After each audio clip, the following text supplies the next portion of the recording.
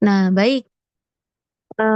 Hari ini kita akan berdiskusi tentang teori kewirausahaan. Jadi di dalam kewirausahaan itu juga ada teori-teori yang mendukung ya dari para ahli terkait dengan ilmu kewirausahaan ini. Boleh next.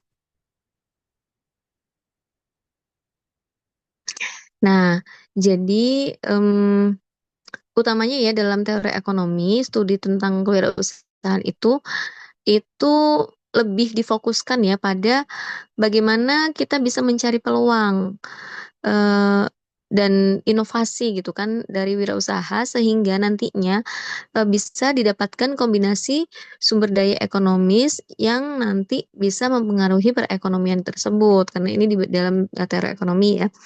Nah, kemudian eh, awalnya teori kewirausahaan itu dia maksudnya ngikut ke teori ekonomi. Nah, jalan dengan berkembangnya waktu, akhirnya studi tentang kewirausahaan itu menjadi disiplin ilmu tersendiri gitu kan. Jadi dia ngebahas tersendiri nih tentang kewirausahaan itu.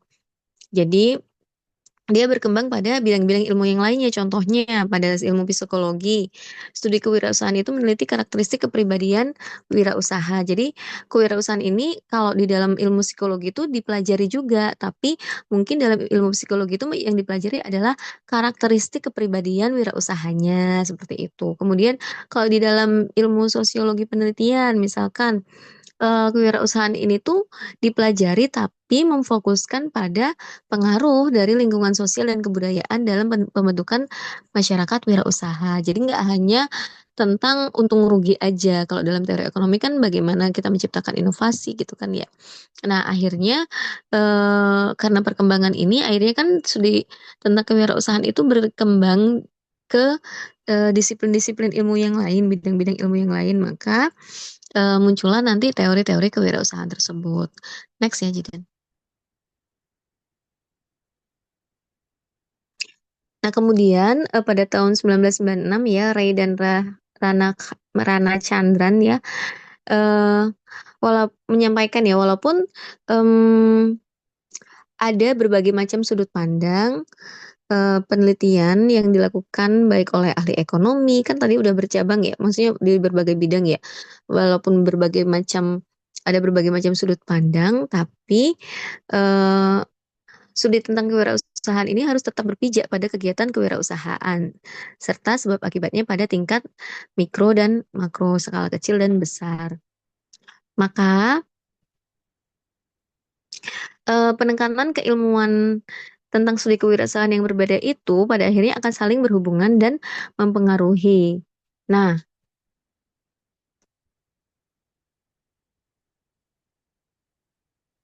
fenomena kewirausahaan ini masih terus diteliti dan belum terdapat satu pengertian baku yang dianut oleh semua ahli. Jadi nanti dalam beberapa eh, teori yang kita diskusikan ini, maksudnya teori-teori kewirausahaan ini mungkin akan ada perbedaan dari ahli-ahli gitu kan ya. Tapi kita bisa melihat ada yang sama juga gitu di antara teori-teori tersebut.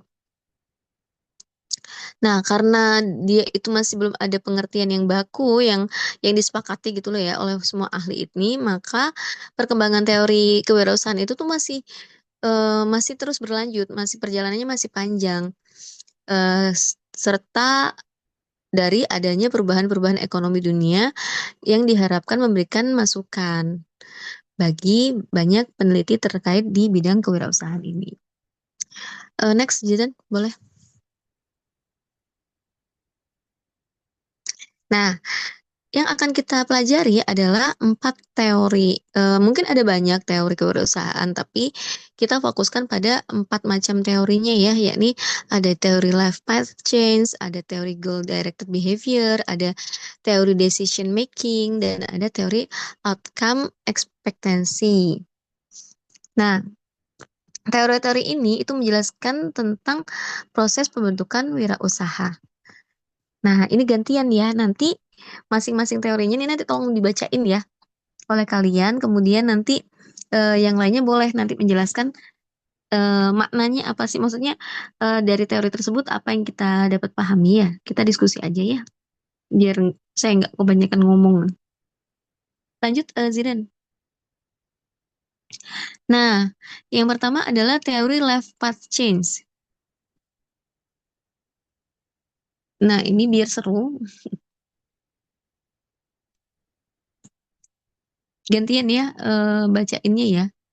Siapa dulu ya? Ntar dulu. Kita urut dari NIM yang paling, jangan paling awal ya, paling akhir aja. Ntar saya coba buka ininya datanya dulu ya.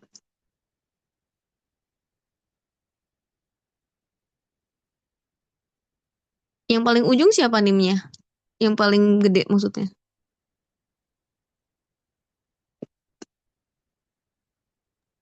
Rizky Syabani, Ibu. Oh ya, ntar dulu. Kewirausahaan. Ini mana nih? Tunggu ya, saya lihat kelasnya dulu.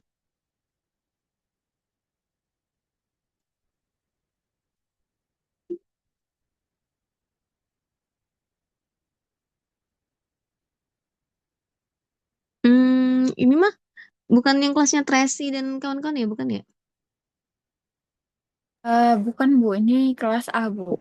Yang satunya ya, ntar.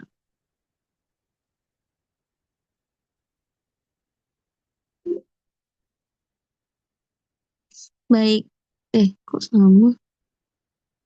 Aduh, salah saya ini. Ini. Yang mahasiswanya 35 berarti ya? Iya Bu, betul. Oke, sekarang Rizky Syabani dulu deh baca.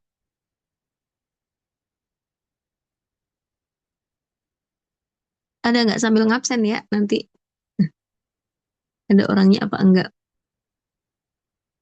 Rizky hadir?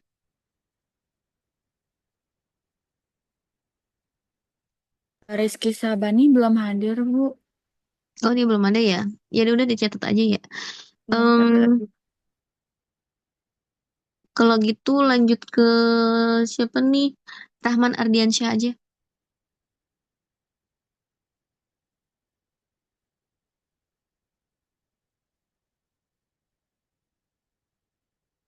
Tuh Rahman ada. Rahman coba dibaca dong.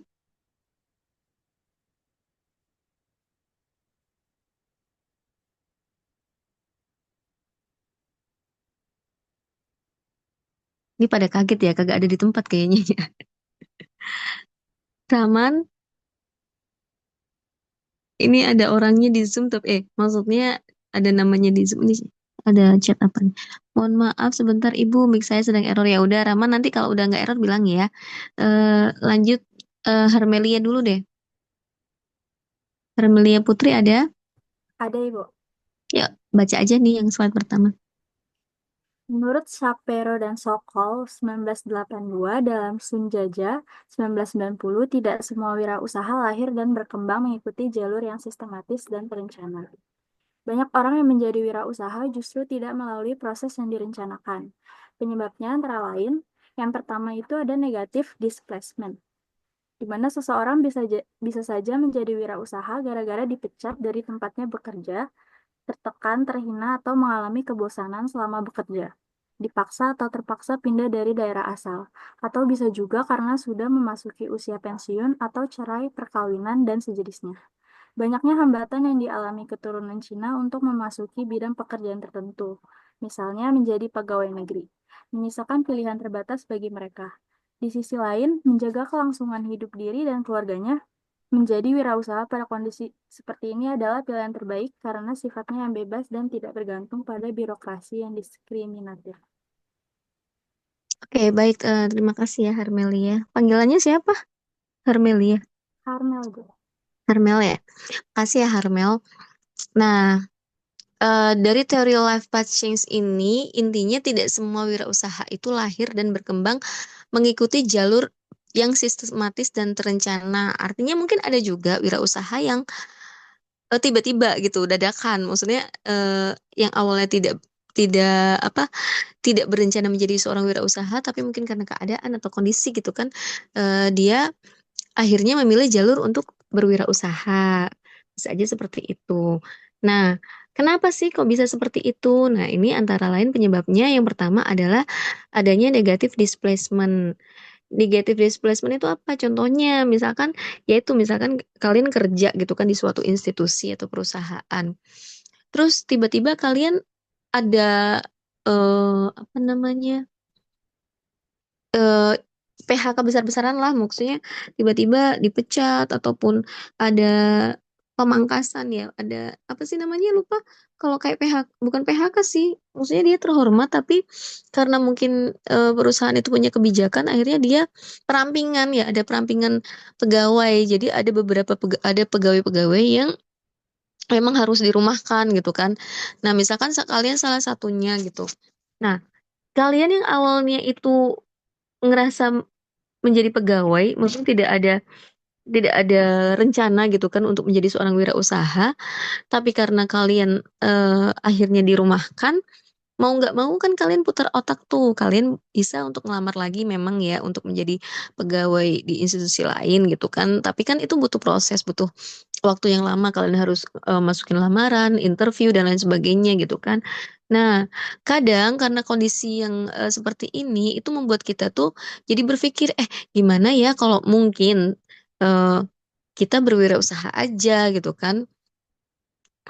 eh untuk apa? Ya untuk menyambung hidup gitu. Karena biasanya kalau dirumahkan kan dapat pesangon. Mungkin dari pesangon itu bisa dijadikan modal gitu kan untuk berwirausaha gitu. Atau mungkin kalian udah jenuh nih, kalian awalnya jadi pegawai, pengennya jadi pegawai, ternyata setelah dijalani kok bosen juga ya jadi pegawai ya, pengen berwirausaha nih gitu kan. Nah, tiba-tiba kan kalian pindah haluan, kalian mengalami kebosanan selama kerja gitu kan, akhirnya kalian pindah haluan nih jadi seorang wirausaha, itu bisa juga. Atau mungkin kalian dipaksa atau terpaksa pindah dari daerah asal, itu juga. Atau mungkin karena udah pensiun ya, misalkan udah pensiun kan udah selesai tuh tugasnya untuk mengabdi di perusahaan tersebut, terus kalian bingung mau ngapain ya gitu. Kalau di rumah, kalau biasanya ya kalau udah kebiasaan kerja itu kan kalau di rumah itu jadi bosen juga ya, makanya akhirnya kalian ya udah deh kita apa coba usaha gitu kan, agar nggak bosan, agar ada aktivitas juga gitu kan. Akhirnya kalian belajarlah tentang ilmu kewirausahaan juga kan, karena kalau mau usaha, namanya orang mau usaha pasti harus belajar ilmunya dulu ya. Nah, seperti itu. Jadi eh kalau di sini contohnya juga misalkan keturunan-keturunan Cina itu banyaknya hambatan dialami keturunan Cina untuk masuki bidang kerja tertentu. Nah, ini tuh maksudnya, tapi kalau sekarang saya rasa udah enggak ya. Jadi kalau dulu itu mungkin kalau misalkan mau jadi PNS em, harus apa? Sukunya itu harus yang dari Indonesia lah gitu kan. Jadi bikin keturunan Cina itu akhirnya merasa terpencil, maksudnya tidak ada kesempatan yang sama. Tapi kayaknya kalau sekarang mah bebas aja ya kayaknya. Nah, ini ceritanya mungkin zaman dulu ya. Nah, karena hal tersebut akhirnya kan mereka gimana nih gitu kan, mau jadi pegawai agak susah juga nih karena kita kan dari ras nggak bisa misalkan. Akhirnya mereka memilih untuk menjadi wirausaha. Nah, seperti itu. Jadi dalam teori life path change itu kita tidak serta-merta menjadi wirausahawan dari awal ya. Bisa aja itu eh,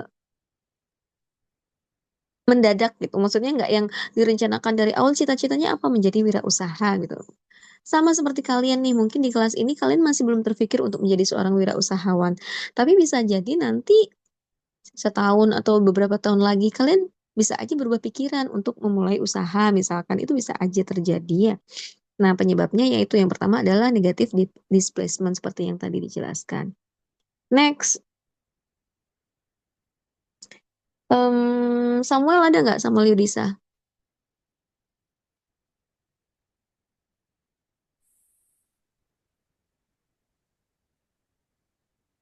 Samuel adakah?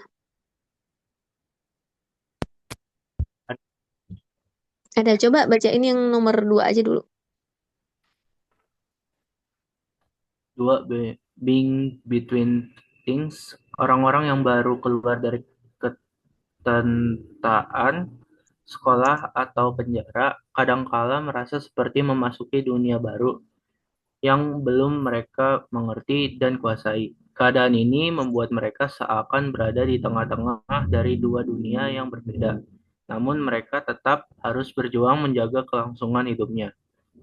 Disinilah biasanya pilihan dari menjadi wirausaha muncul karena dengan menjadi wirausaha mereka bekerja dengan mengandalkan diri sendiri.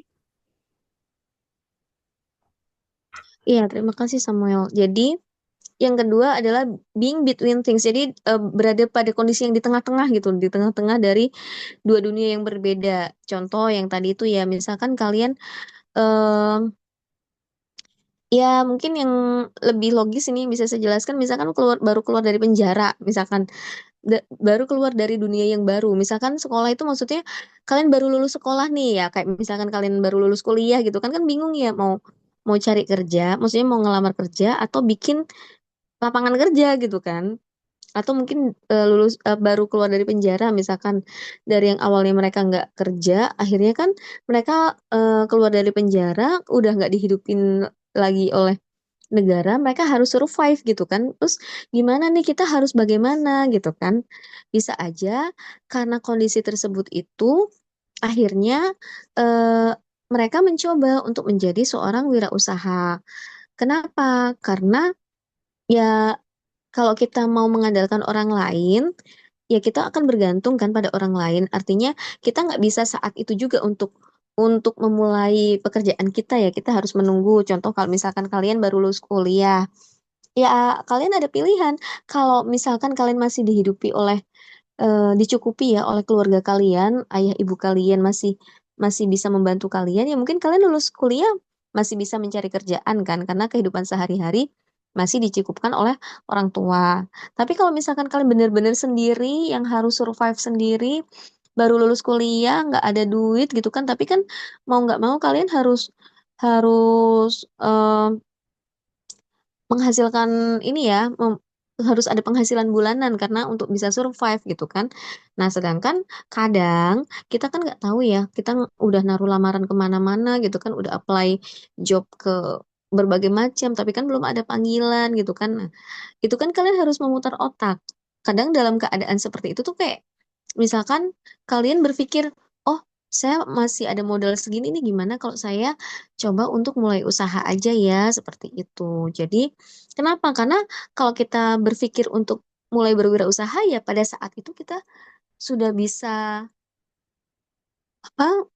Sudah bisa untuk menjalankan usaha kita gitu. Tapi kalau misalkan kita mau bekerja pada orang lain ke perusahaan, ya kita nunggu dari perusahaannya itu kan, begitu. Nah, sebentar.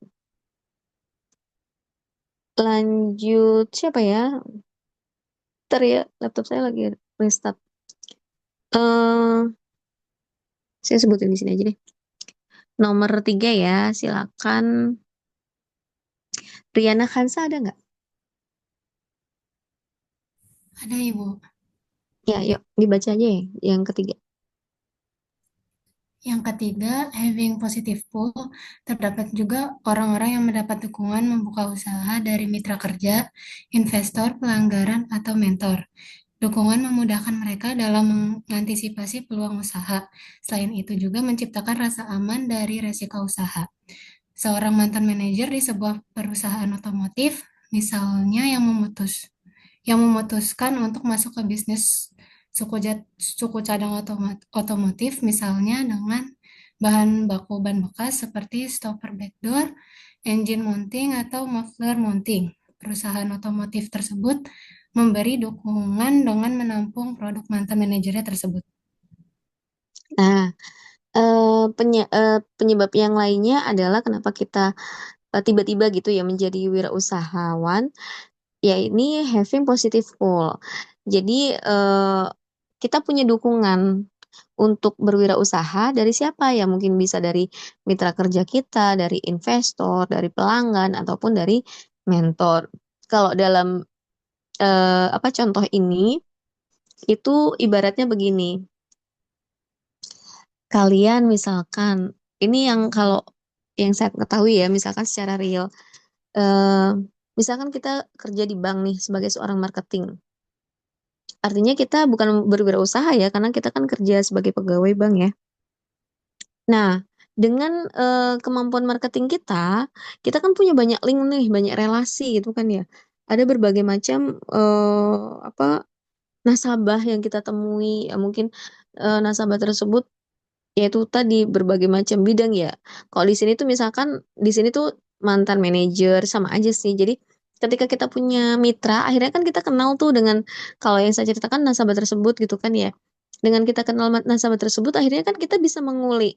Oh, ternyata si nasabah ini tuh seorang produsen apa misalkan produsen em, barang-barang antik misalkan.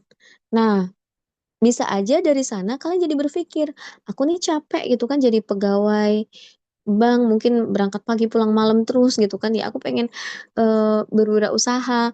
Gimana ya kalau misalkan aku em, menjalin relasi atau apa namanya bekerja sama gitu dengan yang produsen barang antik itu, dimana di sisi lain kalian misalkan suka ya tentang barang-barang antik, kalian tahu tentang dunianya gitu kan, itu kan juga lebih memudahkan ya. Akhirnya terjalinlah kerjasama tersebut, mereka yang si produsennya itu sebagai pemasoknya gitu kan, nanti kalian yang menjualkan gitu kan ke ke pembeli-pembeli atau konsumen-konsumen, bisa aja seperti itu gitu kan. Akhirnya yang dia awalnya dari pegawai, dia beralih menjadi seorang wirausahawan. Atau juga yang seperti tadi mantan manajer. Jadi dia sudah menjadi manajer nih di sebuah perusahaan otomotif. Nah, namanya manajer itu kan juga punya banyak relasi ya. Mereka tahu tentang mitranya, kemudian investornya siapa aja dan lain sebagainya gitu kan. Nah, kan terus karena dia manajer di perusahaan otomotif, dia juga tahu nih apa mau beli bahan baku ban bekas itu di siapa, ke toko yang mana. Ini kemudian eh kita memasok barang-barang itu dari siapa-siapa aja itu kan pasti tahu ya namanya manajer ya. Nah, dari hal tersebut karena dia punya relasi itu, akhirnya ya bisa aja eh yang menjadi pemasok pada saat dia kerja di sebagai manajer perusahaan otomotif itu menjadi apa investornya atau menjadi mitra kerjanya. Akhirnya dia resign gitu kan dari jabatannya sebagai manajer, terus dia mencoba untuk memulai usahanya dengan modal apa?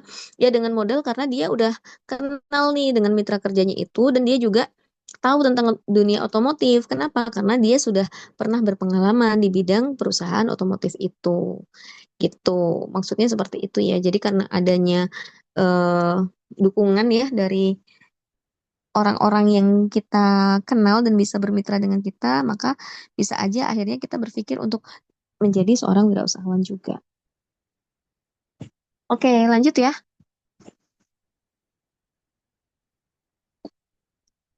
Nah, itu tadi kan teori love path change. Ntar, saya tanya dulu. Coba siapa ya?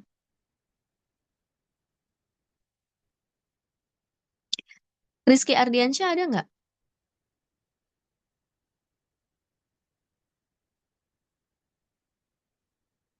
Hadir, Bu. Ada. Rizky coba. Tadi dari teori love path change itu yang bisa Rizky pahami apa? Sebentar, Bu.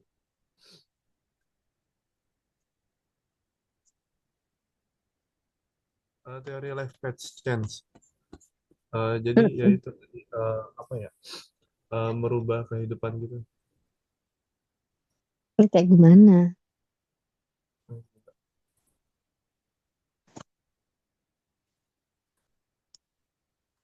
Ada yang mau berpendapat? Boleh, silakan.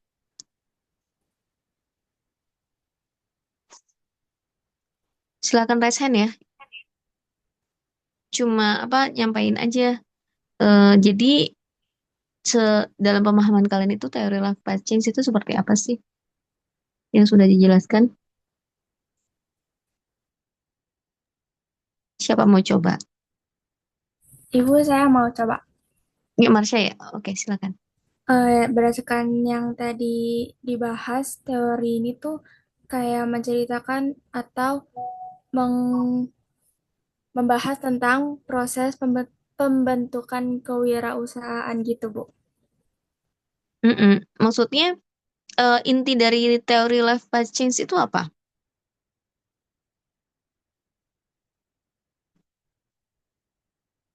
Bagaimana caranya?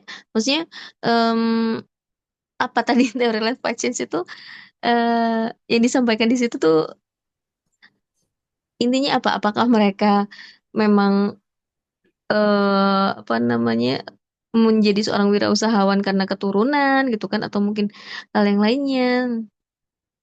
Oh, berarti tidak semua wirausaha itu eh, cuma memiliki satu jalan, sedangkan wirausaha itu bisa menjadi wirausahawan melalui banyak sistem dan rencana, dan juga banyak juga yang banyak yang tidak sesuai oleh proses yang direncanakan. Contohnya, Contohnya tadi yang pertama itu yang negative displacement. mm, gimana itu? Itu dia bisa jadi wirausaha karena lingkungan seperti yang dipecat atau tertekan harus pindah kota dan lain-lain. Awalnya dia berencana nggak jadi seorang wirausahawan? Enggak, dia terpaksa karena lingkungannya. Iya, karena kondisi ya, iya betul. Ya, Jadi makanya life path change, jadi berubah gitu jalan hidupnya tuh yang awalnya mungkin dia awalnya pegawai berubah menjadi seorang wirausahawan karena ya itu kondisi dia mungkin dipecat, dia mungkin pensiun dan lain sebagainya ya. Baik, makasih ya Marsha. Jadi intinya dalam teori life path change itu kita tidak merencanakan menjadi seorang wirausahawan gitu kan di awal, tapi kita akhirnya mencoba menjadi seorang wirausahawan karena apa ya tadi karena beberapa penyebabnya tadi ya. Yang kedua, teori goal directed behavior. Sebelum saya sebutkan siapa yang mau membaca silakan. Kalau nggak ada saya tunjuk. Saya boleh, Bu. Boleh, Sheila silakan. Teori goal-directed behavior. Menurut Woolman pada tahun 1973, eh, seseorang dapat saja menjadi wirausaha karena termotivasi untuk mencapai tujuan tertentu. Teori ini disebut dengan goal-directed behavior. Teori ini hendak menggambarkan bagaimana seorang tergerak menjadi wirausaha. Motivasinya dapat terlihat. Langkah-langkahnya dalam mencapai tujuan atau goal-directed behavior diawali dari adanya dorongan need, kemudian goal directed behavior hingga tercapainya tujuan. Sedangkan need itu sendiri dari skema muncul karena adanya defisit dan ketidakseimbangan tertentu pada diri individu yang bersangkutan atau wirausaha. Seseorang terjun dalam dunia wirausaha diawali dengan adanya kebutuhan-kebutuhan. Ini mendorong kegiatan-kegiatan tertentu yang ditunjukkan pada pencapaian tujuan. Dari kacamata teori need dan motivasi tingkah laku, seperti menemukan kesempatan berusaha sampai mendirikan dan melembagakan usahanya, merupakan goal-directed behavior. Adapun goal atau tujuannya adalah mempertahankan dan memperbaiki kelangsungan hidup wirausaha. Baik, terima kasih Sheila ya. Nah, untuk teori goal directed behavior ini, hmm, coba ada yang mau menyimpulkan nggak kira-kira seperti apa nih teorinya? Dari yang Sheila sampaikan tadi, dari yang Sheila bacakan tadi ya.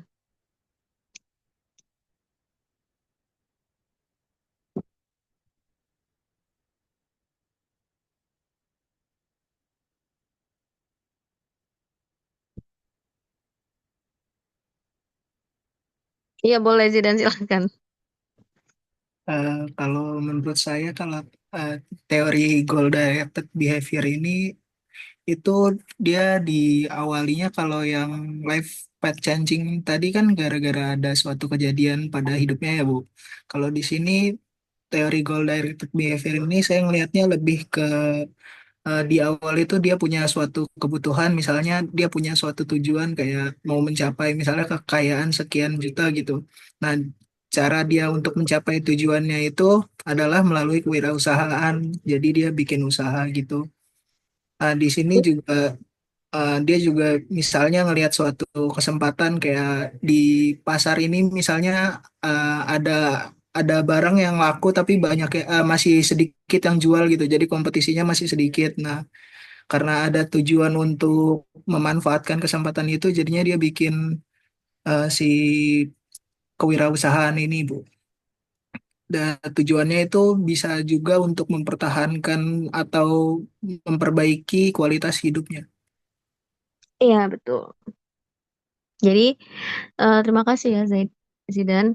Nah, untuk teori goal directed behavior ini, eh, dia menjadi seorang wirausahawan itu karena dia punya motivasi nih untuk mencapai suatu tujuan tertentu. Misalkan, em, di usia 30 tahun misalkan. Kalian sekarang usianya berapa ya? Eh, dua 20 puluh 25 nyampe nggak? Belum. Belum, Bu. belum. Belum, misalkan kalian, oh nanti di usia 25 tahun saya ingin mempunyai kekayaan atau omset penjualan atau kekayaan lah ya, minimal 1 M misalkan seperti itu. Nah, kalian punya tujuan nih, terus tapi gimana caranya ya gitu kan? Kalau misalkan jadi pegawai nggak mungkin juga karena kalian kan masih kuliah gitu ya. Paling ya berwirausaha gitu kan, tapi usaha apa yang akan dilakukan? Nah, itu kan nanti kalian akan mencari ya gimana caranya kalian mencapai tujuan kalian itu bisa punya kekayaan 1 M misalkan. Nah, karena kalian punya tujuan, maka kalian akan termotivasi kan untuk mencapai tujuan tersebut. Nah, kenapa sih, misalkan, kenapa kok kalian punya tujuan itu? Karena ada kebutuhan nih. Need itu kebutuhan ya. Jadi mungkin kenapa? Karena ya saya di usia tersebut saya pengen untuk beli rumah misalkan atau saya pengen untuk beli mobil dan lain sebagainya misalkan seperti itu kan. Nah, karena adanya tujuan-tujuan itu maka kalian akan termotivasi nih untuk terjun ke dalam dunia wirausaha atau mungkin seseorang yang em, ini nauzubillah ya misalnya kan kita terlilit hutang gitu kan, hutangnya banyak gitu kan, jadi mau nggak mau saya akan melunasi hutang saya pada tahun 2029 misalkan. Nah, gimana caranya? Yaitu mungkin bisa menjadi seorang wirausahawan atau saya pengen pergi haji dengan haji haji haji plus gitu kan yang nunggunya nggak lama di tahun berapa gitu.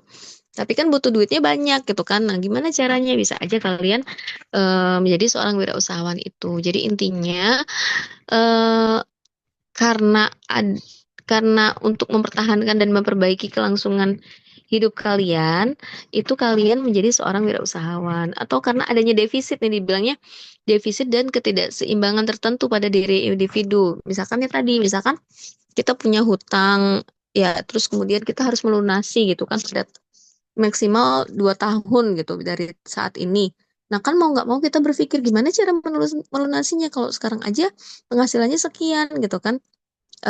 Akhirnya mau nggak mau ya kalian berusaha untuk menjadi wirausahawan ya untuk mencoba mem- mencapai atau mencoba mencapai tujuan ya tujuannya ya melunasi hutang atau misalkan tadi tujuannya untuk bisa haji plus gitu kan atau tujuannya untuk bisa beli rumah dan lain sebagainya. Nah, karena ada kebutuhan dan tujuan itu, maka seseorang yang awalnya apa tidak terfikir untuk menjadi wirausahawan, dia menjadi seorang wirausahawan karena adanya motivasi untuk mencapai tujuan tertentunya itu. Begitu ya. Terus lanjut yang lain, apa next maksudnya?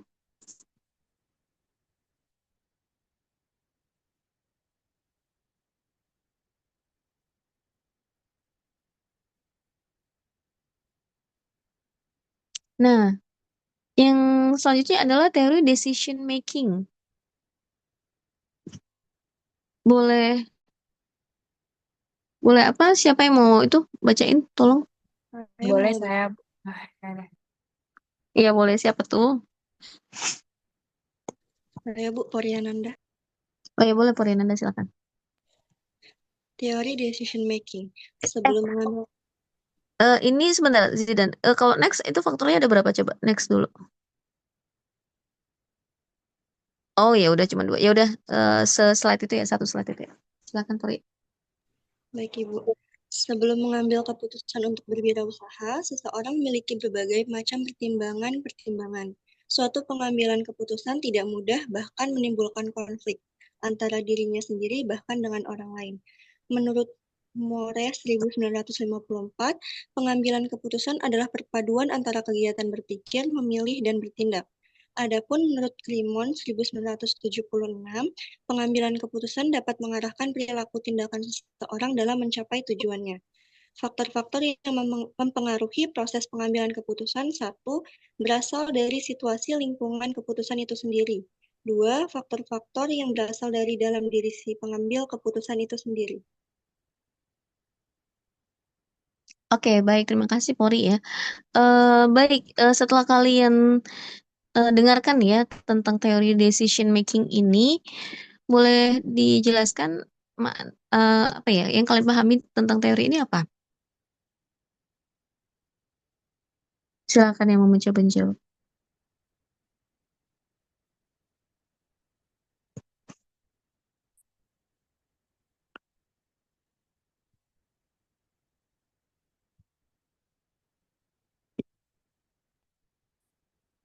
Apa coba?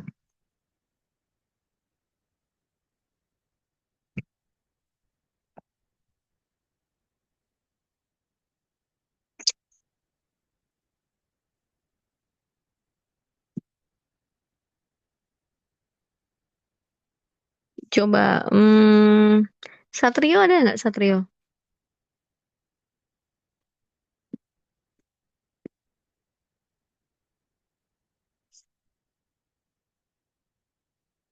Ada Satrio nggak di sini? Ada Ibu join Zoom, tapi belum tahu, belum ada Belum suara. tahu ada di mana ya? Ya selain Satrio lah siapa? Hmm, apa nih teori decision making? Jadi decision making kan namanya pengambilan keputusan ya. Jadi eh sebelum kita itu memutuskan ya untuk menjadi seorang wirausahawan, biasanya kan kita punya pertimbangan nih, kenapa sih kok kita harus jadi seorang wirausahawan gitu kan? Bisa aja eh apa pengambilan keputusan untuk menjadi seorang wirausahawan itu nggak gampang gitu. Mungkin masih menimbulkan konflik gitu kan, baik konflik batin ya dengan diri sendiri ataupun terhadap pihak lain gitu kan. Nah, menurut Moore itu kan pengambilan keputusan itu kan perpaduan antara kegiatan berpikir, memilih, dan bertindak. Jadi kita pikirkan dulu, kemudian kita akan memilih ya dari kayak misalkan kalian mau eh, tes apa kuliah gitu kan, kalian akan berpikir dulu kan dari berbagai macam banyak PTN yang ada gitu kan, kalian pilih yang mana nih gitu kan. Misalkan kalian pilih UNJ, kenapa kalian pilih UNJ gitu kan? Kalian kan berpikir dulu, kemudian kalian memilih. Setelah memilih kalian bertindak, oh ya udah deh daftar gitu kan. Nah, itu namanya mengambil keputusan. Begitu juga menurut Kramer ya, eh, pengambilan keputusan itu dapat mengarahkan perilaku tindakan seseorang dalam mencapai tujuannya. Misalkan ya karena kalian pengen pengen kuliahnya deket rumah, misalkan kalian pilih UNJ gitu kan, atau mungkin kalian pengen karena kalian eh, suka dengan universitasnya atau dengan prodinya, kalian pilih UNJ seperti itu. Nah, di dalam wirausahawan itu juga, dalam berwirausaha itu juga seperti itu. Teori ini itu menyatakan bahwa seseorang itu menjadi seorang wirausahawan itu karena apa? Karena eh, adanya pengambilan keputusan. Jadi dari awalnya mereka itu menimbang-nimbang, kemudian akhirnya mereka memutuskan, mereka berpikir dulu ya, berpikir, kemudian mereka memilih, dan akhirnya mereka memutuskan untuk menjadi seorang wirausahawan. Kenapa sih kok eh, mereka itu memutuskan untuk menjadi seorang wirausahawan gitu kan? Nah, ada faktor-faktor yang mempengaruhi. Yang pertama, berasal dari situasi lingkungan keputusan itu sendiri, atau dari si wirausahawan itu ya, akhirnya karena berdasarkan kondisi dan situasinya dari lingkungannya itu, mau nggak mau gitu kan, dia harus menjadi seorang wirausahawan. Atau mungkin faktor-faktor yang berasal dari dalam diri si pengambil keputusan itu sendiri. Jadi memang mungkin ada niat ya, mungkin ada dorongan gitu kan dalam dirinya sendiri untuk menjadi seorang wirausahawan. Mungkin dari dirinya sendiri itu melihat, kok yang lainnya itu jadi wirausahawan kok kayaknya enak ya, gimana kalau misalkan saya coba coba jadi wirausahawan juga gitu kan, dari dalam dirinya ngebatin seperti itu gitu kan. Akhirnya setelah dia berpikir, dia pilih tuh keputusan itu, akhirnya dia bertindak untuk menjadi seorang wirausahawan seperti itu ya. Jadi kalau teori decision making itu, eh, dia nimbang, milih-milih dulu nih. Jadi dia ngambil keputusan, tapi setelah berdasarkan pemikiran, pemilihan, dan juga tindakannya itu. Tindakan yang akhirnya diputuskan itu. Lanjut, next.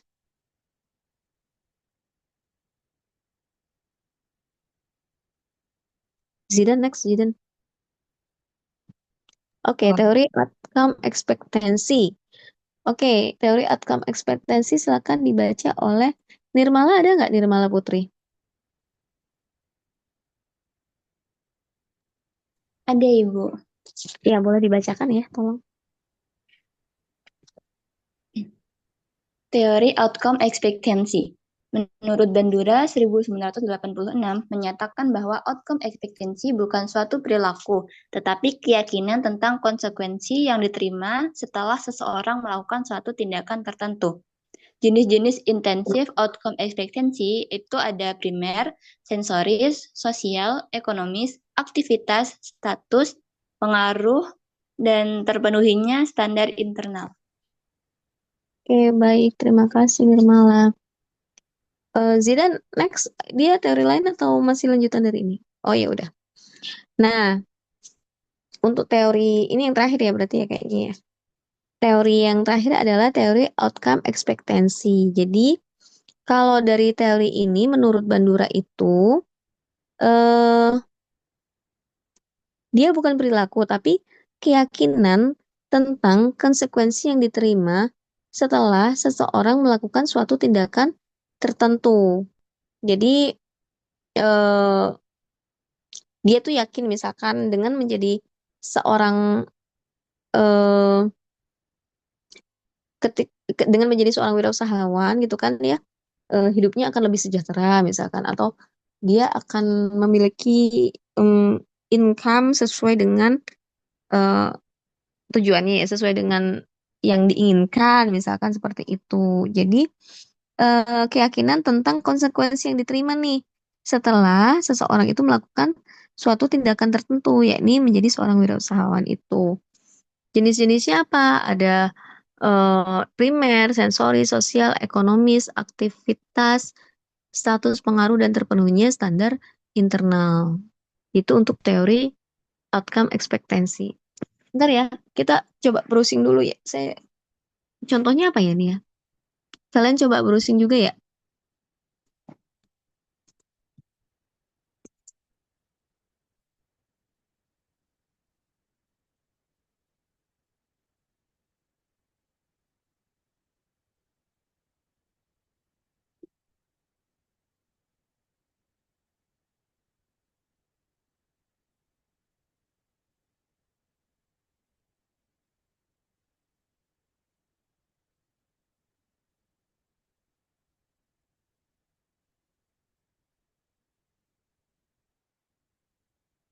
Jadi kalau yang saya baca itu, eh teori outcome expectancy itu disebut juga teori harapan hasil ya.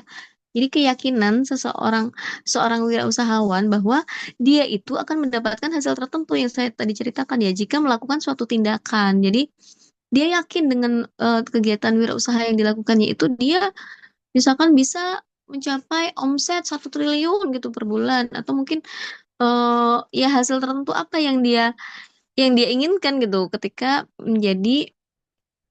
melakukan suatu tindakan wirausaha itu. Jadi dia yakin gitu akan mendapatkan hasilnya itu. Nah,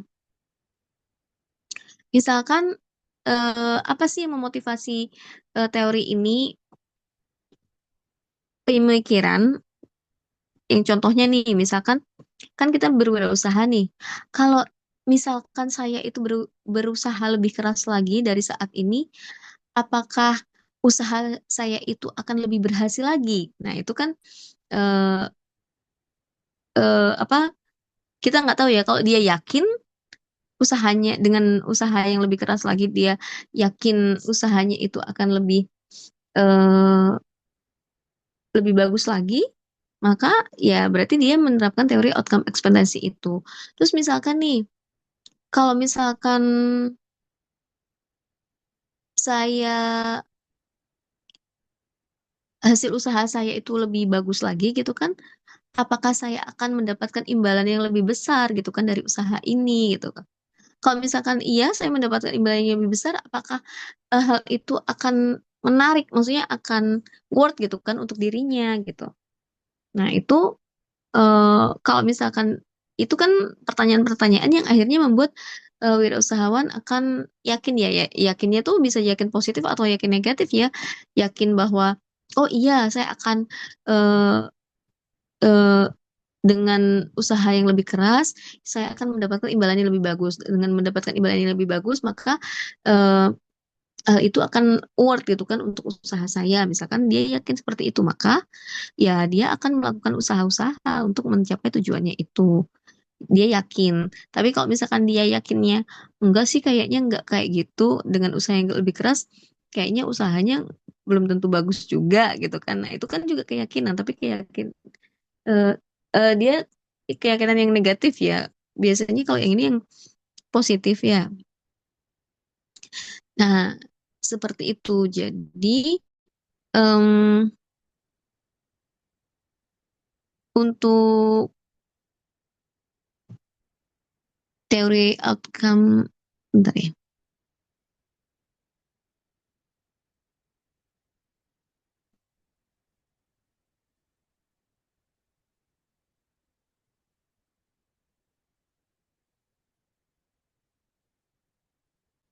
Nah, jadi untuk teori outcome ekspektasi itu eh, keyakinan atau kepercayaan individu mengenai hasil yang akan diperoleh ketika telah melakukan perilaku tertentu, yakni berupa perilaku yang memperlihatkan suatu keberhasilan dalam tugas yang dikerjakannya itu.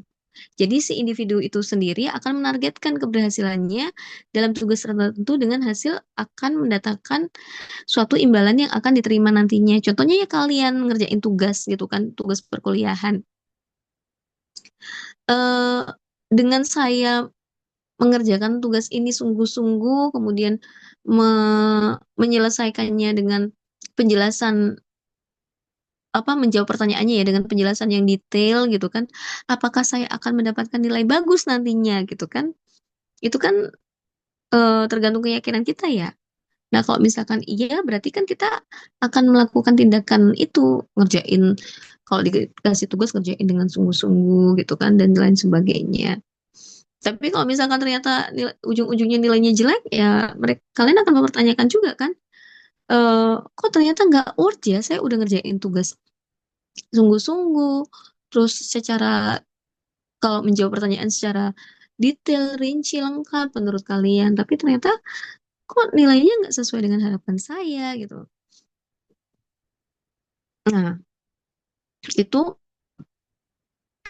berarti kan kalian akhirnya nggak yakin gitu kan dengan hal tersebut. Nah, ya udah ngapain ngerjain tugasnya itu susah sungguh-sungguh kalau nilainya juga akan seperti itu gitu kan. Tapi kalau misalkan ternyata kalian dapat nilainya juga bagus, kalian kan juga akan yakin bahwa oh iya ya ternyata dengan ngerjain tugas sungguh-sungguh, jawab pertanyaannya itu dengan detail, rinci, lengkap gitu. Maka nilai saya juga akan bagus gitu kan. Nah, itu kan berarti imbalan nilai yang diperoleh itu kan imbalan dari hasil proses kalian mengerjakan tugas itu contohnya salah satunya ya. Nah, di sini ada tambahan juga ya. Jadi dalam teori outcome ekspektansi itu ada dua dimensi itu berdasarkan Carver dan Schreier ya pada tahun 2014. Ada dua dimensi yakni yang pertama adalah optimisme. Jadi eh, optimisme itu dalam teori ini didefinisikan sebagai general outcome ekspektansi positif dan telah terbukti bertindak sebagai faktor protektif terhadap masalah eh, kesehatan somatik dan mental. Dia yang pertama optimisme, yang kedua adalah pesimisme yang tadi kan. Kalau pesimisme itu berarti bentuk keraguan diri yang melibatkan harapan hasil yang tidak menguntungkan. Yang seperti tadi itu ngerjain tugas gitu kan. Ya kita mau yang optimis apa yang pesimis. Kalau optimis berarti yakin dengan mengerjakan tugas sungguh-sungguh, kemudian menjawab pertanyaannya secara detail, lengkap, jelas, rinci gitu kan. Maka akan dapat nilai bagus itu yang optimisme dimensinya. Tapi ada juga kan yang ternyata akhirnya pesimis gitu kan. Belum tentu juga nilainya juga bagus walaupun ngerjainnya sungguh-sungguh misalkan seperti itu. Jadi di dalam teori outcome ekspektansi itu kita ada eh, dimensi yang optimis ataupun yang pesimis. Kenapa? Karena ini kan berdasarkan keyakinan ya yang saya bilang tadi, keyakinan yang positif yakni yang optimis atau yang negatif yakni yang pesimis. Oke, baik, next coba Zidan.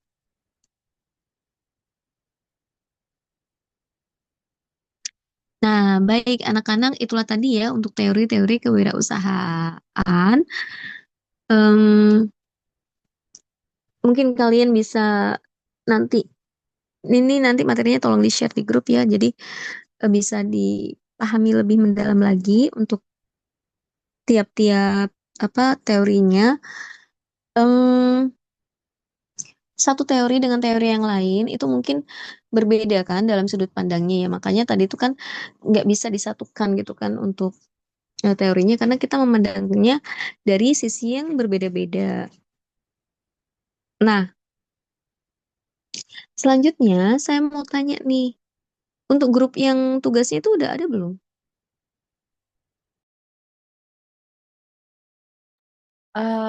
Sudah ada, Bu. Boleh tahu nggak listnya? Boleh di-share di grup nggak? Oh ya, sebentar, Bu.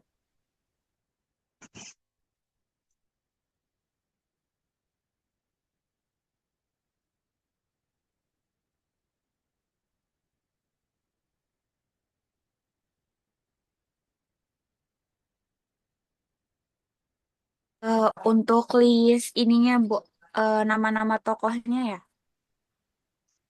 Apa nama orangnya ada nggak? Oh, ada, Maksudnya Bu. nama mahasiswanya sama tokohnya boleh sih. Tokohnya juga udah ada.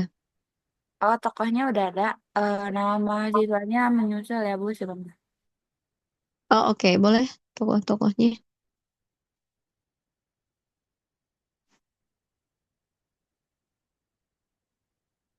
Oh, ini nama mahasiswanya. Yang tokohnya mana? Akhirnya ada 7 ya? Oh, oke. Nggak ada yang dari luar negeri. Katanya kemarin tanya boleh dari luar negeri atau dalam negeri. Boleh, dari luar negeri juga boleh. Dari dalam negeri juga boleh. Dari 7 kelompok ini, akhirnya saya bilang ada 7 kelompok ya. Tapi nanti ada video dan poster ya, kalau nggak salah ya. Ya, Iya, oke. Baik, ini kelompok 1, 4, 5, 6, 7 sudah ada ya. Bentar dulu. Pendiri Gojek, Paragon, Kopi Tuku, Sari Ayu. Oke, boleh, silakan. Em, nah, nanti kelompok 2 dan 3 itu tolong ditetapkan ya nanti apa tokohnya siapa, nanti di apa ditulis aja di sana di grupnya itu. Jadi biar saya tahu yang update nanti kelompok 2 dan 3 itu apa. Nah, anak-anak eh, materi kita untuk teori kewirausahaan kan udah selesai. Sekarang kalian diskusi dengan kelompok masing-masing ya terkait dengan tugasnya ini sambil kalian nyicil juga untuk apa namanya penyelesaian tugasnya itu. Kan ada video sama poster. Mungkin kalian sekarang bisa nyicil misalkan membagi tugas nih, cari referensi misalkan terkait dengan video atau tugas yang akan dari video dan poster yang akan dibuat. Misalkan satu orang dari berbagai saran saya jangan hanya satu referensi aja ya. Nanti di dalam video ataupun posternya tolong cantumkan daftar pustaka ya. Jadi kalian ngambil biografinya mereka itu dari mana tuh? Dari mana aja dan jangan cuma satu biografi aja jangan cuma satu sumber aja. Jadi kalian rangkum dari berbagai macam sumber, kemudian kalian ceritakan kan nanti seperti apa sejarahnya tokoh-tokoh tersebut gitu. Jadi jangan hanya percaya pada satu sumber aja. Jadi mungkin dari sumber A seperti ini nih nyeritain tokoh ini gitu kan. Ya, dari sumber B ternyata seperti ini. Nah, itu kan dari berbagai macam sumber itu kan kalian bisa tarik benang merahnya ya. Jadi, oh ternyata kayak gini nih perjalanannya. Misalkan dari dia apa bagaimana dia bisa mendirikan perusahaan tersebut gitu kan menjadi seorang wirausahawan. Apakah mungkin bisa aja kalian kalian kaitkan nih. Jadi dia menjadi seorang wirausahawan itu misalkan menggunakan teori life path change. Maksudnya awalnya dia nggak berminat nih jadi wirausahawan tapi karena keadaan mungkin akhirnya dia eh, berubah menjadi wirausahawan seperti kayaknya Paragon itu ibu itu kan Bu siapa ya saya lupa. Nah itu tuh kayaknya dulunya dia pengen jadi dosen kalau saya pernah denger ya. Dia tuh awalnya pengen jadi dosen tapi karena saya lupa karena nggak lolos apa gimana ya dia akhirnya mendirikan ini gitu kalau nggak salah ya. Cuman coba nanti kalian coba searching lagi ya sumber-sumbernya itu. Bisa aja kalian nanti simpulkan nih teori apa nih yang mendasari wirausahawan tersebut itu menjadi mendasari tokoh-tokoh tersebut itu menjadi seorang wirausahawan atau mungkin karena teori yang between things itu ya atau mungkin yang lainnya gitu kan bisa aja ya. Nah, seperti itu. Jadi eh, yang masih belum ada tokohnya tolong dirembuk ya, tolong dimusyawarahkan eh, nama apa siapa yang akan diceritakan gitu kan untuk tugas ini dan kemudian yang sudah ada tolong dicicil ya untuk tugasnya itu. Oh ya satu lagi Zira bisa tolong share screen juga ya. Saya mau share yang PMW tadi ya, kan masih belum di ini. Ntar saya kirim dulu di grup.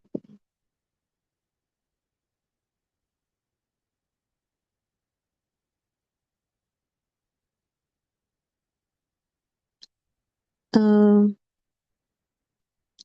yang PMW itu sudah sudah ada belum di grup ya? Udah, Bu. Nah, oke. Boleh di full screen ya. Eh di kelas ini waktu itu ada yang hadir nggak? Siapa ya? Ayu ya waktu itu ya. Saya lupa. Yang hadir ada Fatur Rahmat. Fatur Rahman jadi hadir nggak yang di acara sosialisasi ini? Fatur ada nggak orangnya? Hadir Bu, saya Bu kemarin Bu. Kemarin ya? Kemarin selain ini Jumat. kemarin ditampilkan slide ini nggak?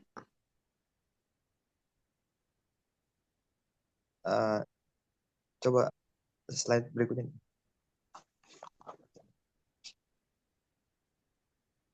Next lagi dulu.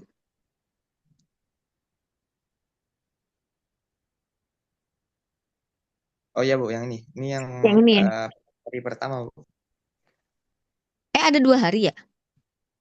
Enggak, satu hari 2 pemateri Bu. Oh iya, iya, oke oke oke. Kalau yang pemateri satunya yang dari luar ya mungkin ya. Dua-duanya Oke nanti UNJ kan Bu? Dua-duanya UNJ. Nanti tolong ini ya, tambahin ya kalau misalkan ada yang belum saya sampaikan karena kan saya pas kebetulan nggak bisa hadir, jadi tapi saya dapat filenya ini, jadi nanti saya coba jelaskan ini dulu ya. Siapa? Zidan dari pertama Zidan. Ini sekilas ya, nanti kalian bisa baca sendiri ya slide-nya. Jadi anak-anak UNJ itu setiap tahunnya itu mengadakan program PMW, program mahasiswa wirausaha atau disingkat sebagai PMW ya. Begitu pula untuk tahun ini 2025. Nah, program ini Zidan boleh di next dulu.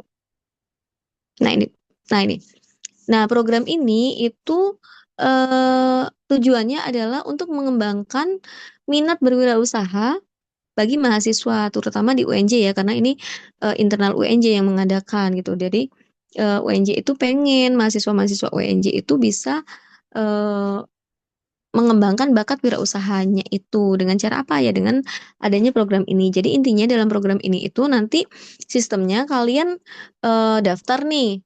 Kalian daftar itu melampirkan proposal bisnis kalian dan juga pitch deck kalian itu ya. Pitch deck itu kayak PPT-nya gitulah. Nah, nanti akan diseleksi. Ada seleksi administrasi, seleksi berkasnya, kemudian ada seleksi wawancara dan lain sebagainya gitu ya.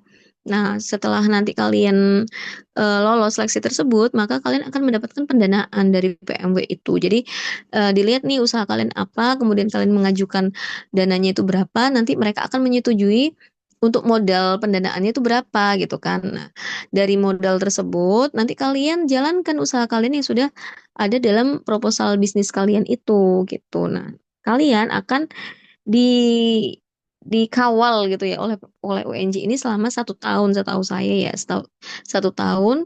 Dan di sana kalian juga akan mendapatkan nggak cuman pengalaman berwirausaha ya, tapi juga ilmu-ilmu berwirausaha, baik itu dari pemateri yang dari UNJ ataupun dari luar UNJ. Jadi ada banyak event di sana itu biasanya. Nah, eh, di sini dijelaskan bahwa program ini juga bertujuan untuk mengubah pola pikir mahasiswa ya, yang awalnya kita mencari kerja, tapi akhirnya menjadi pencipta lapangan kerjanya. Dari job seeker menjadi job creator gitu kan. Jadi tujuannya ya untuk mengembangkan minat wirausahanya itu. Next, Zidan. Ini tujuan PMW ya, secara secara umum yang sudah saya sampaikan tadi ya, untuk mendorong kalian untuk menjadi seorang wirausahawan ya. Lanjut, Zidan.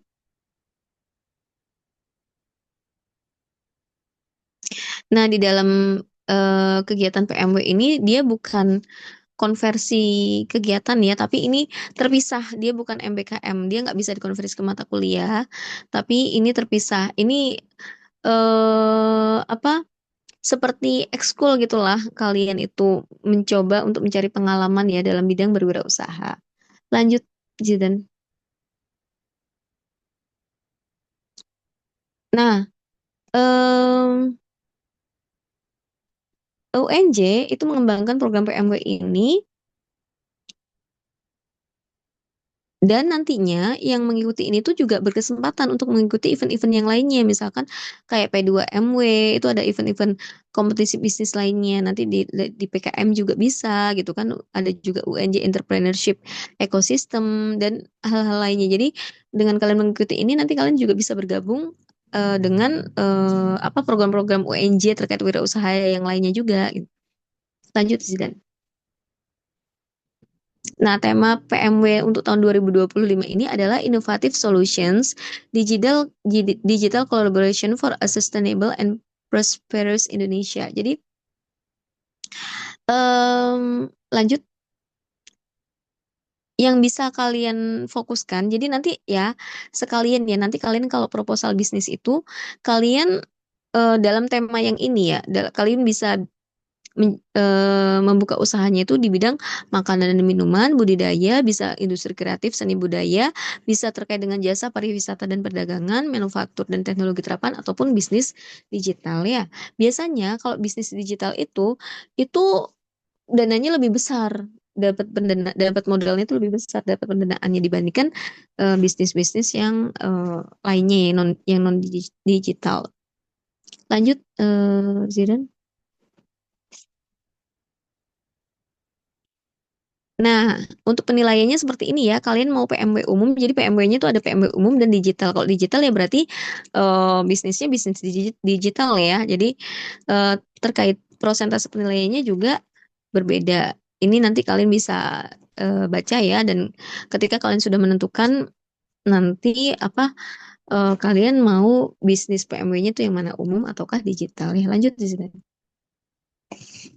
Nah, ini untuk syaratnya untuk PMW itu mahasiswa aktif ya, maksimal semester 7, kemudian satu mahasiswa hanya boleh satu kelompok usaha di PMW-nya itu, kemudian satu kelompok itu terdiri dari 3 sampai 5 mahasiswa, kemudian setiap kelompoknya hanya boleh memilih satu kategori usaha, yakni PMW umum ataupun digital ya, cuma boleh pilih salah satu, nggak boleh dua-duanya ya. Kemudian produk yang diusulkan itu merupakan eh, produk yang dikembangkan oleh mahasiswa itu sendiri, bukan karena usaha keluarganya, bukan karena reseller, bukan waralaba dan lain sebagainya ya. Jadi ini adalah syarat-syaratnya.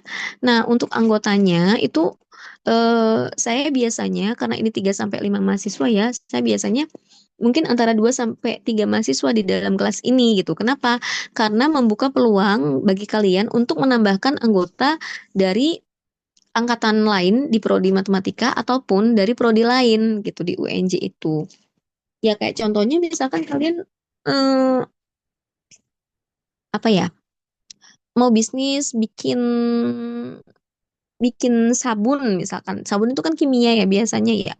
Ya berarti harus ada orang kimia juga gitu. Jadi yang sesuai gitu dengan bidang usahanya. Jadi nanti mungkin dari ini ada berapa mahasiswa sih? 35 ya tadi ya kayaknya ya.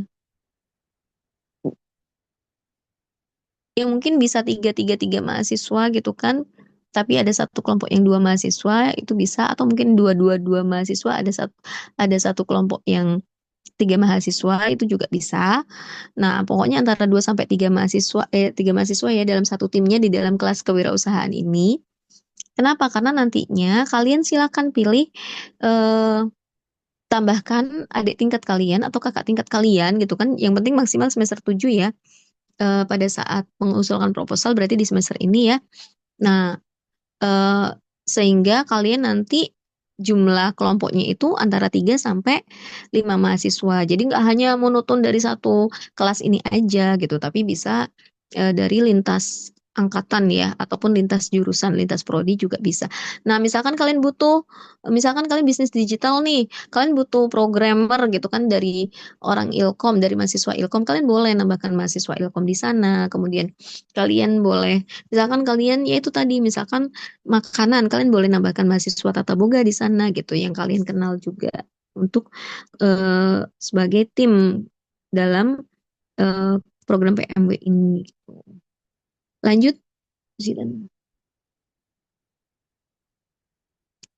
Nah, ini untuk dosen pendampingnya ya, nanti untuk dosen pendampingnya itu dari dosen-dosen prodimat ya, nanti kita bagi-bagi. Lanjut. Nah, ini berkasnya. Jadi kalian nanti harus membuat proposal dan pitch deck ini. Jadi seperti yang saya sampaikan ya, nanti pada saat UTS, pada saat minggu UTS ya maksudnya, kalian harus menyiapkan ini proposal dan pitch deck ini sehingga nanti siap untuk ketika udah pendaftaran PMW ya, kalian siap untuk eh, apa namanya? Untuk mengirimkan proposal dan pitch deck kalian itu sesuai dengan format dari tim PMW itu, panitia PMW.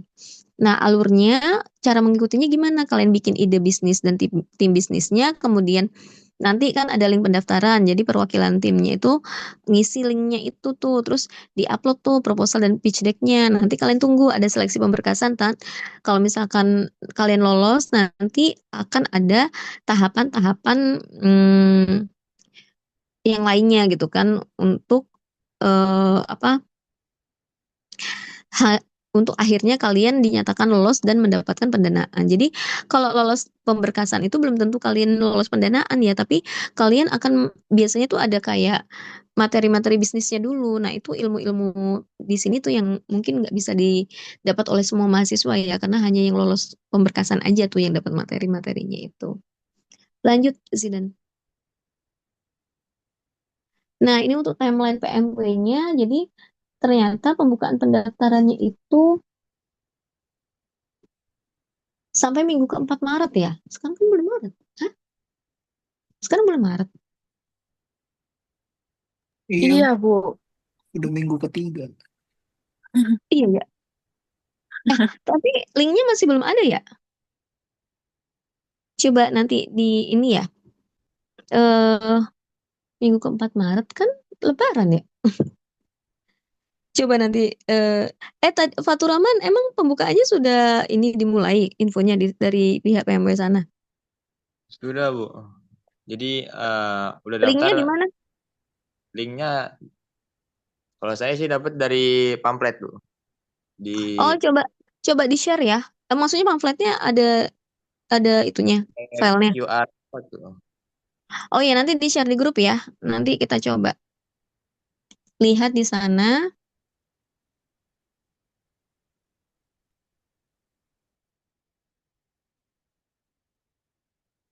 Kok cepet banget ya?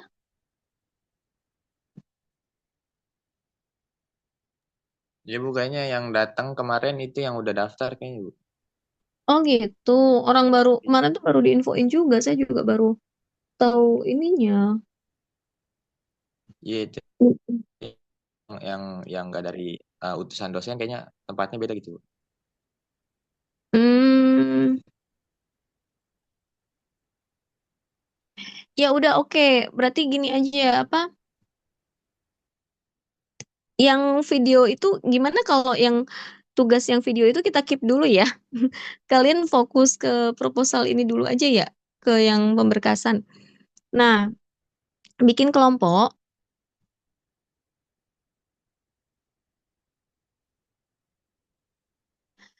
Ini aja deh kelompoknya kan tiga kali tiga. Gini aja tiga dari kalian berarti kan tiga kali 11 ya tiga tiga. Ini kalian ada 35 orang kan kalau dari sininya ya.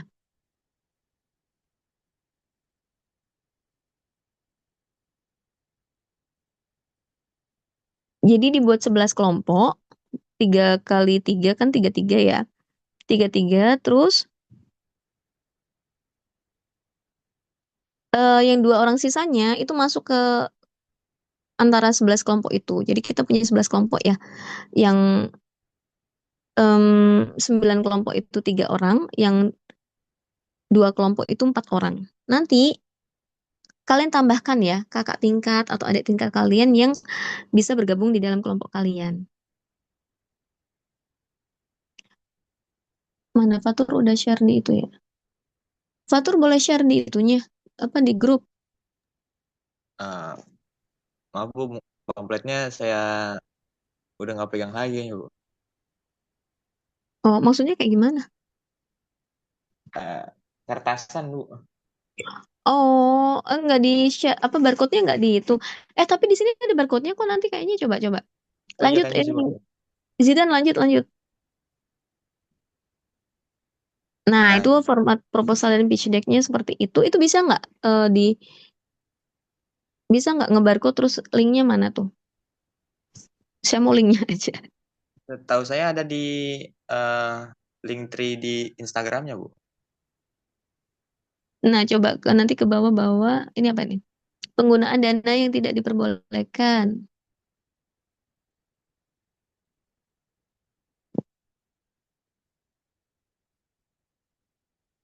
Oh, ini websitenya tuh link TR. Ke next season.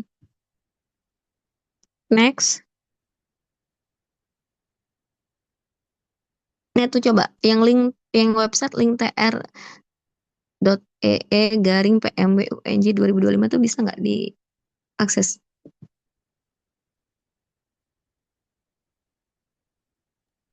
Bisa, Bu. Ada 3 link di dalam.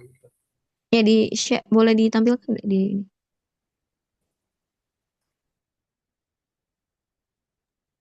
Saya sudah coba kirim di grup Kowirus. Zidan tampilin di itu dong. Di ini bisa nggak di layar ini? Bisa sebentar Ibu. Hmm.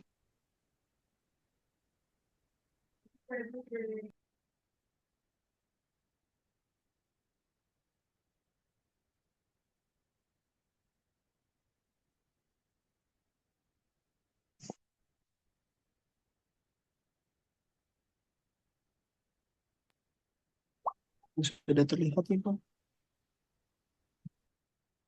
Hmm? Apakah share screen-nya udah kelihatan? Udah. Itu formulir pendaftaran. Terus itu tuh yang HTTPS link TREE itu. Nah, coba.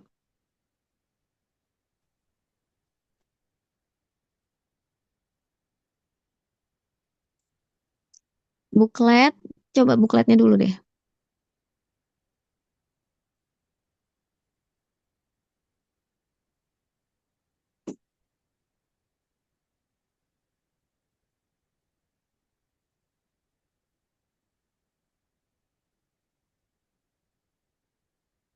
Ke bawah.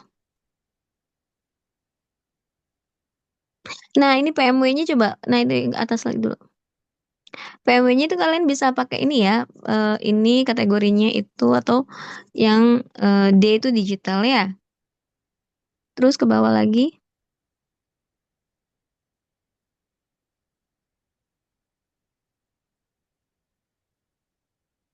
Lanjut.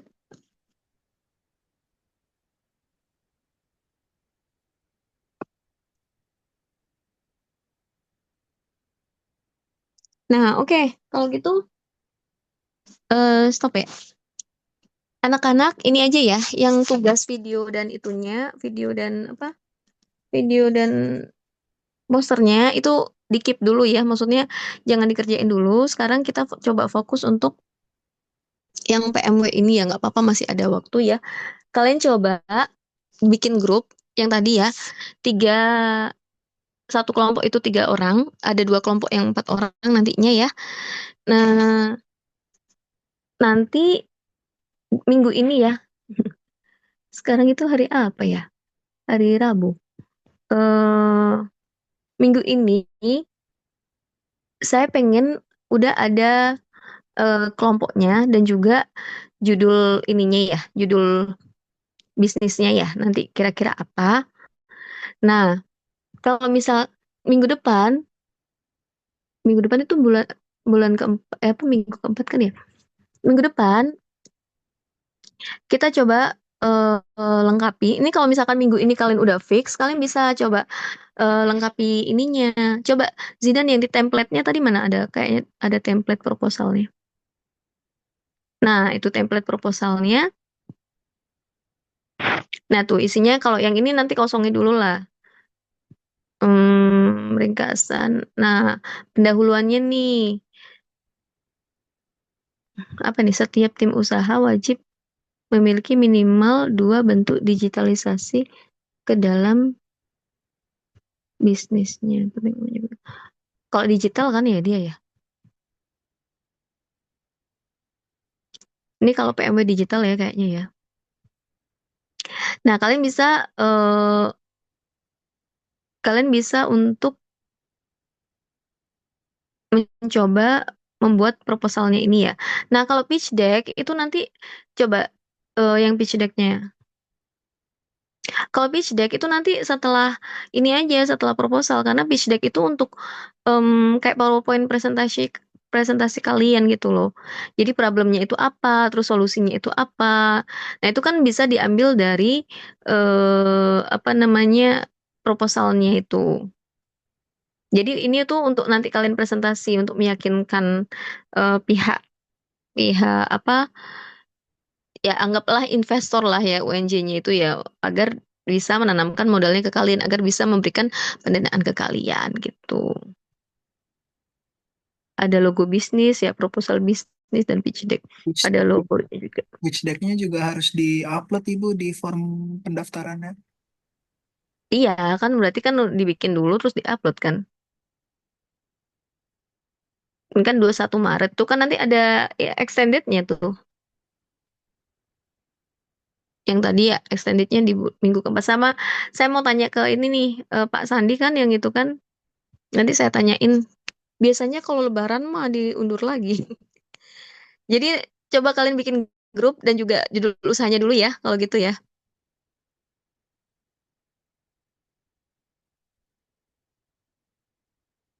Nah, anak-anak, kalian tahu nggak kakak tingkat kalian yang lolos PMW siapa aja?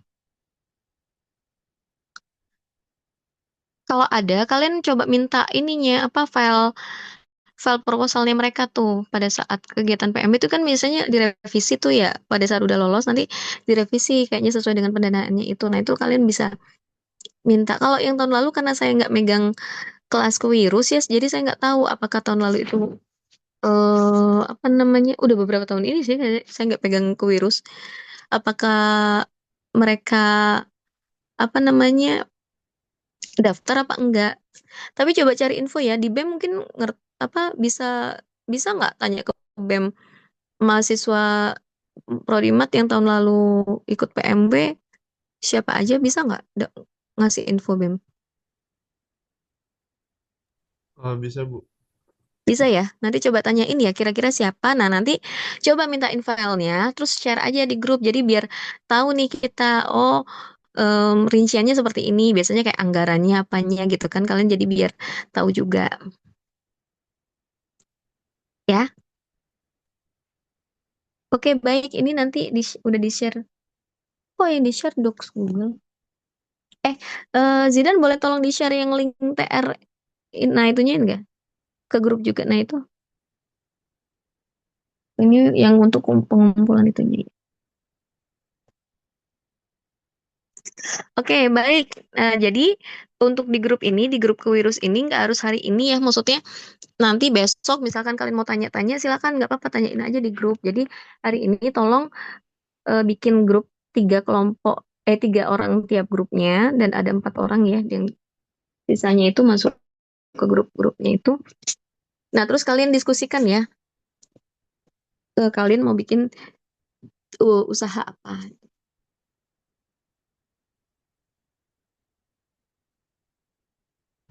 Baik anak-anak, bisa dipahami kah?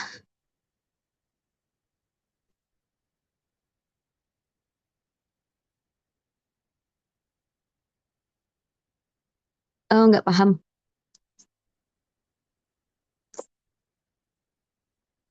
Ada yang mau ditanyakan? Bu, ya, paling mau nanya ini sih Bu, yang kejelasan tadi, maksudnya yang ngajak cutting itu gimana ya Bu?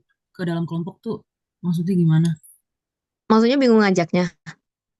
Ya enggak, maksudnya emang apa sampai kita jualan itu ikut serta di kelompok Iya. itu? Jadi kalau yang cutting itu kan terkait dengan PMW ini kan. Nah, kalau misalkan kalian lolos, tim kalian itu lolos, ya cutting atau adik tingkat kalian, kalian punya adik tingkat kan udah ya? Boleh kan? Kan tadi maksimalnya doang ya, kalau minimal kan nggak ada ya. Nah, itu boleh. Kalau misalkan lolos, ya kalian tuh satu tim nanti ikut dalam tim PMW ini gitu. Tapi apakah itu sebuah keharusan atau gimana ya Bu, ngajak cutting atau dating?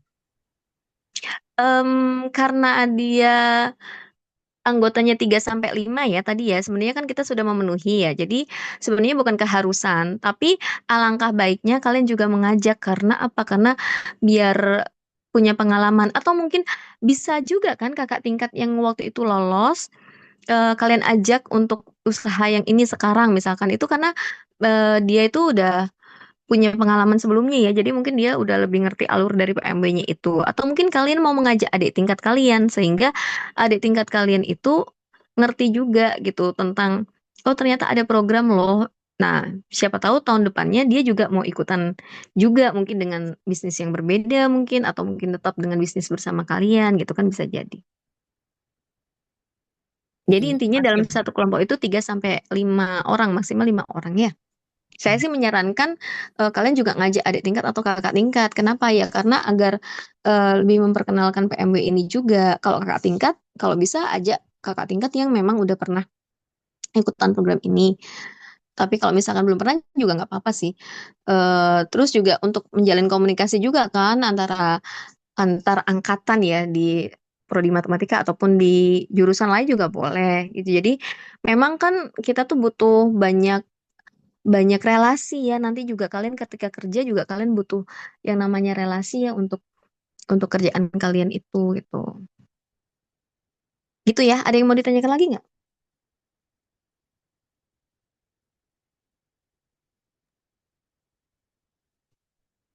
Udah jelas? Ibu, mohon maaf Bu, mau nanya. Ini kan Iya. timelinenya agak mepet ya Bu. Terus Mm-mm. eh, kalau saya lihat-lihat sih kan proposalnya lumayan detail juga, ada analisis dan lain sebagainya. Itu kalau misalnya Mm-mm. amit-amit nggak kekejar gimana Ibu? Ya nggak apa-apa nilai. Ya kan ini juga berdampak pada nilai KWH aja sih. Nggak maksudnya eh, kalian itu berpikirnya jangan nggak kekejarnya, tapi kalian coba dulu untuk mengejar itu. Makanya saya menyarankan coba dari BEM itu siapa sih yang kakak tingkat yang sudah pernah ikutan PMW ini, dia biasanya pasti punya proposalnya kan. Template-nya kalau menurut saya itu mungkin nggak jauh-jauh beda dari yang sebelumnya. Ya mungkin bisa jadi ada perbedaan, tapi mungkin nggak banyak. Secara umum itu biasanya dari tahun ke tahun itu secara garis besar itu sama lah ya. Jadi dengan melihat punya kakak tingkat kalian, itu kalian bisa punya bayangan juga. Dan saya rasa kalau dibagi-bagi juga bisa sih. Ini apalagi masih ada waktu seminggu kan. Ibu, maaf. Mm-mm. Berarti kalau kita udah ngumpulin proposal, nanti dari sananya yang lolos atau nggak lolos itu nggak kenapa-napa kan ya Bu ya? Yang penting kita udah buat proposal, udah mengajukan. Mm-mm. Yang nggak lolos itu nggak kenapa-napa. Nanti Hmm. kalau yang lolos, insya Allah KWH-nya pasti dapat A ya. Hmm. Iya Bu. Yang nggak lolos nggak apa-apa, tetap hidup kok insya Allah. Iya Bu. Untuk proposalnya dikumpulin lagi ke Google Drive atau gimana Bu? Iya, proposalnya saya lihat dulu. Karena kan kalian juga ada tanda tangan dosen itu bukan sih?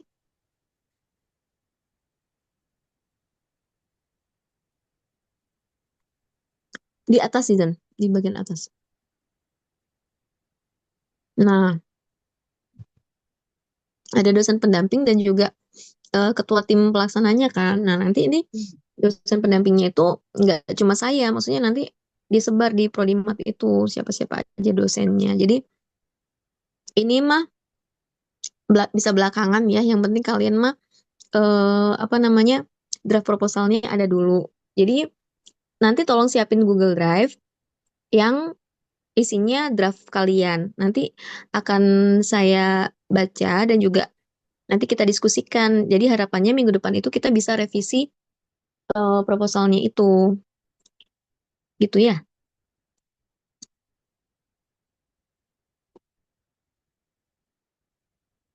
Sekarang coba di list nama grupnya dan dalam minggu ini itu usahanya itu apa. Kalau bisa kalian juga udah apa namanya udah nyicil proposalnya.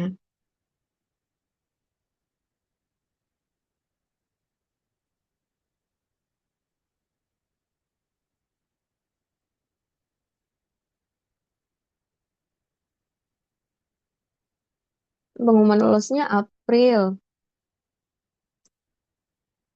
Hmm. Ya udah kalian lolos administrasi aja di April ini. Lolos pitching itu Mei. Ya kalau saya mau menjamin sih kalau kalian lolos pendanaan PMW ini, eh saya kasih nilai A lah.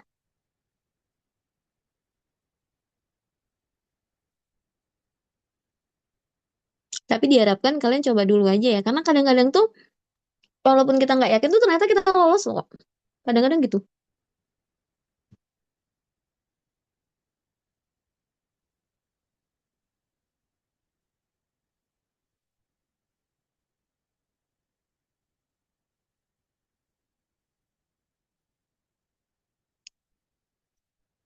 Baik, udah jelas ya?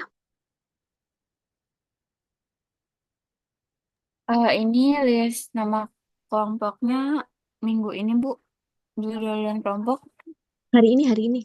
Oh, hari ini. Oke, ya, Bu. Mm-mm.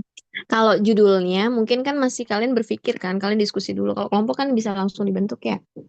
Baik, Bu, Kalau baik. judulnya minggu ini ya mungkin hari Jumat gitu nanti kan kalian bisa berpikir atau mungkin kalian weekend sambil maksimal Sabtu lah ya, misalkan apa kira-kira. Baik, Bu. Ya, ada yang mau ditanyakan lagi kah?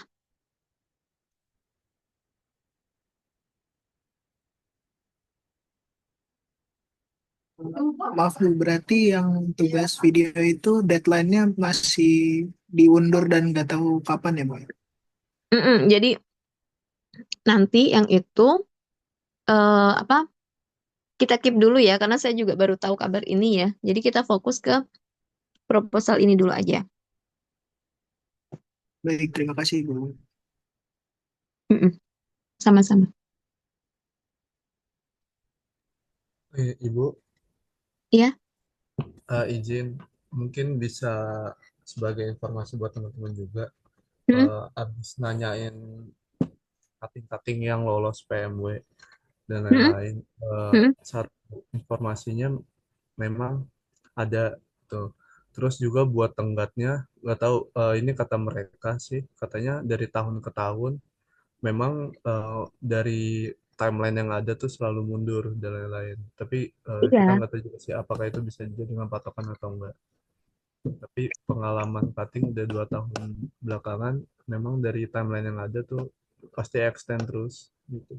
Ya, memang saya juga pengalaman itu. Makanya nanti kalian coba siapkan dulu. Nanti saya coba tanya ya ke salah satu yang tim PMW itu. Karena waktu itu juga saya ingat waktu ngajar PMW itu kapan ya? 2 tahun lalu atau 3 tahun lalu saya lupa. Saya tuh pernah tanya, terus dapat bocoran kalau itu diundur gitu kan. Oh ya udah saya sampaikan ke mahasiswa akhirnya. Jadi kayaknya ini apalagi kan kayak liburan gitu ya. Jadi saya kayaknya condong yakin kalau dia bakal diundur lagi sih nggak Maret. Karena itu kan Lebaran juga ya.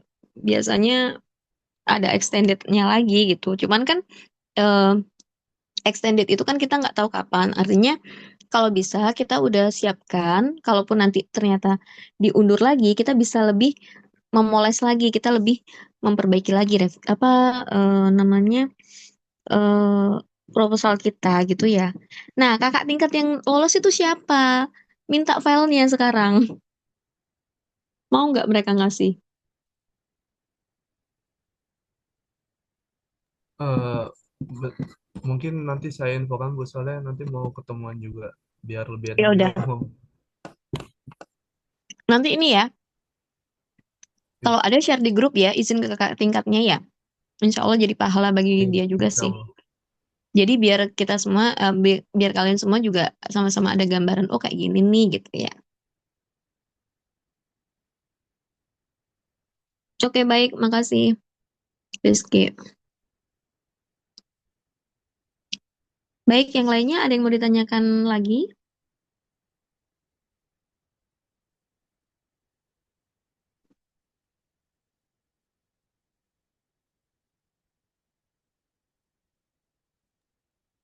Ibu, untuk yang ada tingkat atau enggak kakak tingkat itu, kalau misalkan ada yang nggak mau gitu, Bu, nggak apa-apa, berarti 3 orang atau enggak 4 orang dari kelas kita aja. Iya, nggak apa-apa. Terima kasih, Bu.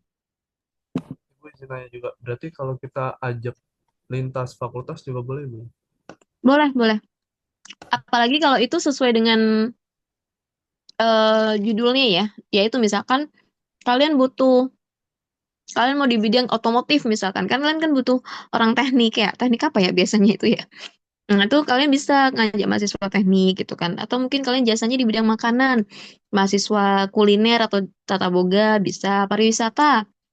Berarti ke mahasiswa pariwisata diajak juga bisa ya. Karena itu mendukung untuk eh, kesesuaian terkait dengan apa bidangnya ya, bidang keahliannya dan juga usaha yang akan dijalanin.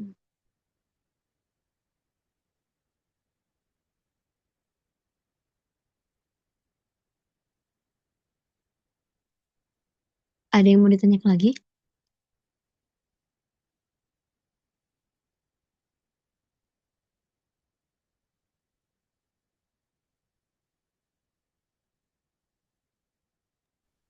Dari saya udah. Baik, yang lainnya?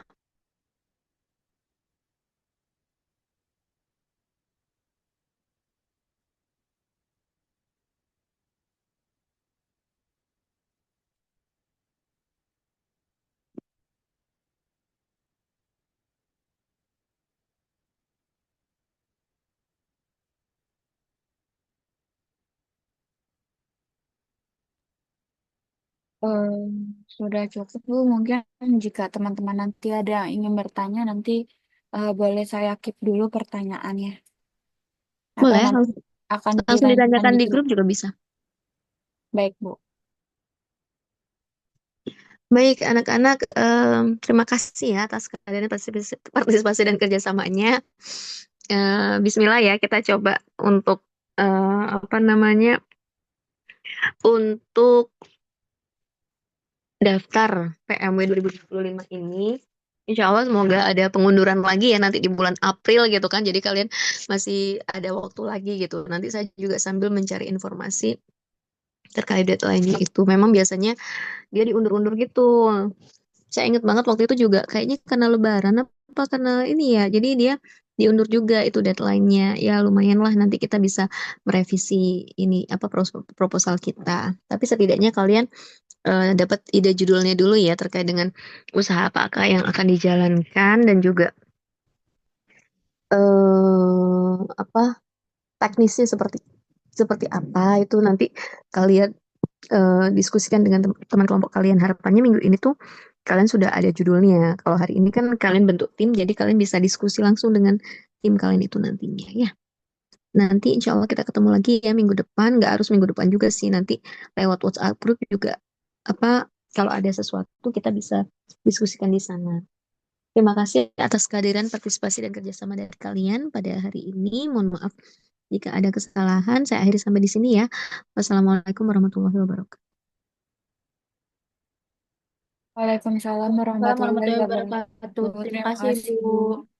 Ya sama-sama untuk tugasnya apa yang apa tuh namanya yang video di ini ya di pending dulu aja ya. Kalian fokus ke proposal aja. Makasih ya, saya izin live. Baik, Bu. Assalamualaikum. Waalaikumsalam.